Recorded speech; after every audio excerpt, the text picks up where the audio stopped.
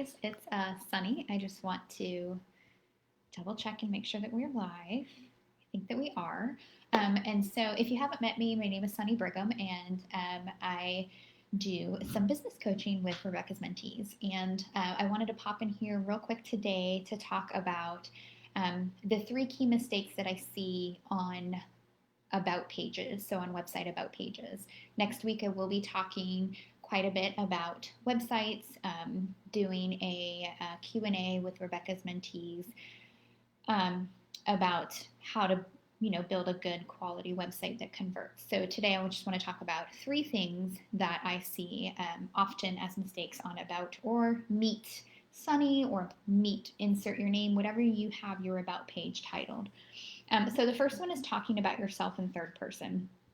The about page is your chance to tell anybody that's reading all about you.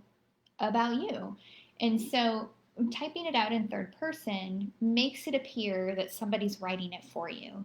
The only time that we should use third person on about pages is if it's in a practice that has more than one practitioner. So for example, on Rebecca's website, she has her and she has Kate. And so those are typed in third person.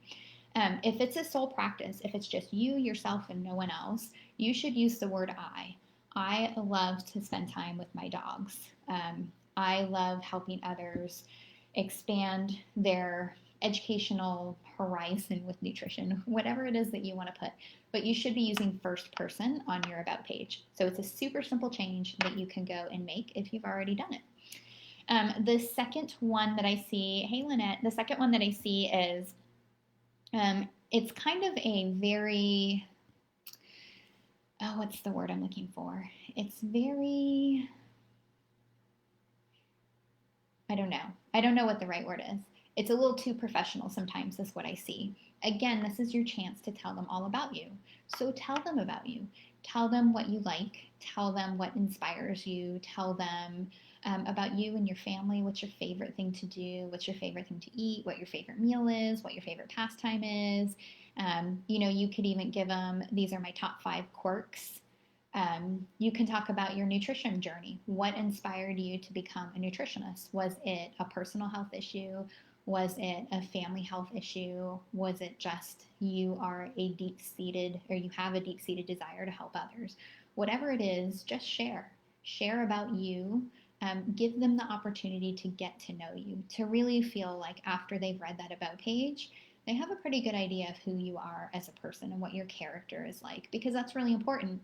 If somebody's coming to your website to potentially book you as their nutritionist, they want to feel that warm fuzzy before they do so. And so if they don't really get an idea of who you are as a person, that could be a barrier for some people. It may not be a barrier for everyone, but it could be a barrier for some people. So just keep that in mind when you're looking at what's on your about page. Don't be afraid to be you. That's really important. And then the third thing is, I already said it. I said share your story. So it's important, I think, that people understand where you're coming from, why you want to be a nutritionist, what your desires are. For me, I didn't really have any health issues until after I became a nutritionist. What inspired me is I am a massive helper.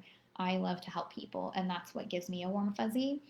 And my mom has a lot of health issues, and so I really watched her decline really when she hit her 40s. She's a very high stress person. I want to say she was 45 when she had her first heart attack. She's 65 now, and she's had several more, a couple of stents. And while I want to help her, she's not ready or open for that help, and so I kind of just have to sit and support. But I share that story because, that's what drove me to become a nutritionist, so I can help others not turn out to be like that. I didn't want to turn out to be like my mom health-wise, and I'm sure there's other people along the same line. I also have a very long history of chronic dieting.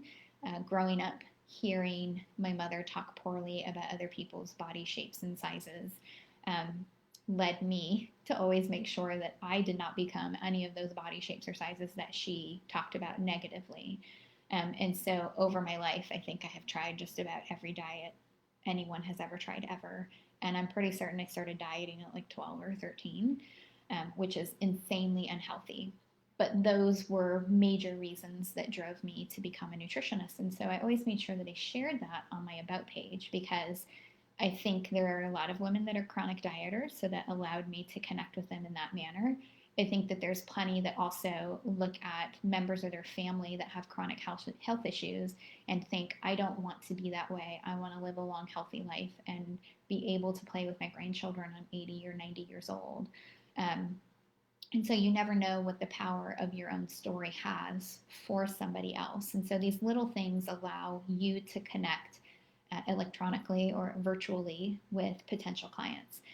So I would encourage you, if you have a current website, to take a scan of your About page and see, is it in third person? If so, you can correct that easily by, talking about yourself in the first person.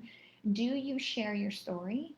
And do you share things about your life with them? Do you share what your favorite things are to do, or what's your favorite pastime, or things like that? You can always share your credentials. You can always share your education. But I truly believe that people care less about the education aspect and more about, can you connect with me and understand where I'm coming from and make me feel like you can help me? Um, so that's it. That's all I have. If you have any questions after watching this, you can pop them in the comments. I will come back later and check them. If you have any questions about your website at all, I would encourage you to tune into the Q&A next week with Rebecca. If you're a past mentee, I know that you can join for $25. There is a post in here on that as well, and we're going to go all through all pages of a website, and all things that you should have and things that you should not have on there. So let me know your questions. I'll see you guys soon. Bye.